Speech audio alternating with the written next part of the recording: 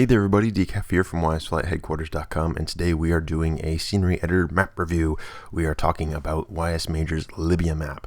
Now, I've done YS Major's Vietnam map. That was my very first scenery editor map review. And today we are looking at one of his other favorite maps, well, one of my favorite maps from him.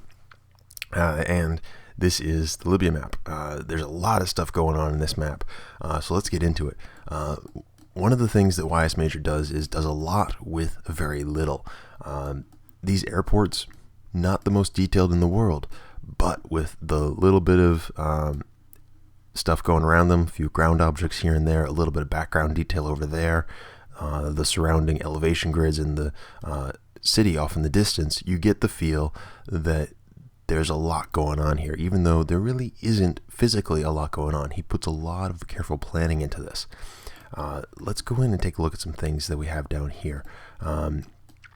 We have a lot of reusing of simple elevation grid setups. So he'll make one or two, maybe I think it's 3 or 4 total different elevation grids in this map, and he just rotates them, moves them around, pastes them in, and really does a lot with very little. I can't stress that enough. And it's one of the most impressive things that I find about his work. Additionally, you have some color splotches that he puts down everywhere, and he also uses the sort of the wave setup that he used in the Vietnam map to make dunes. I found that really cool. So let's take a look at some of the big features. We have a couple of different air bases. We have a strike package over here that we can go and attack. It looks like an oil refinery.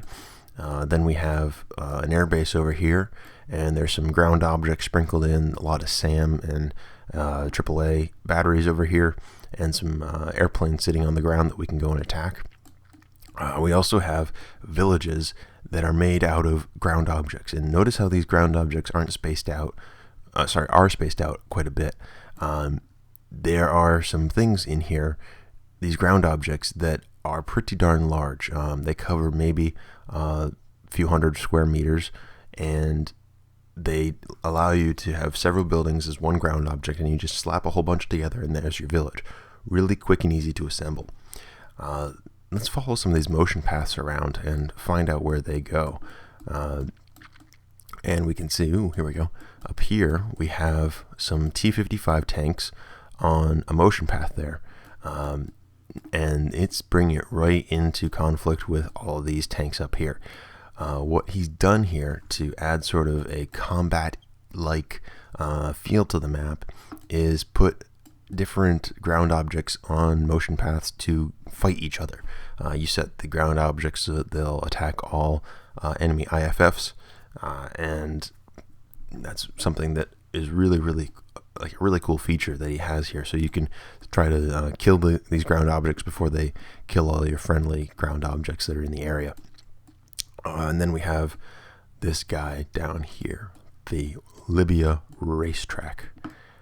Possibly one of my more favorite things here.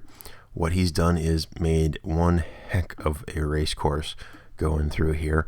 If you go above the height of the elevation grids here, you get shot down in a hurry, so you have to stick down and low following the path that he's marked out here. One of the cool things that he's put in is these arrows made out of ground objects, and I believe what he did with these is made the angle that they're at and then just hid the elevation grid panels that weren't needed to make the arrow shape. So that's one of the really cool little nifty things that he's done in here. So yeah, go ahead and fly this map. You will definitely enjoy being in here. Until next time, I hope you can take some of the things that you see in this map, learn some lessons, learn some tricks from YS Major's work, and apply them to your own. So until then, have fun with this. Thanks for watching, guys. I hope you enjoyed this tutorial. If you want to find some cool add-ons for YS Flight, head on over to ysupload.com, the official add-on hosting site for YSHeadquarters.com.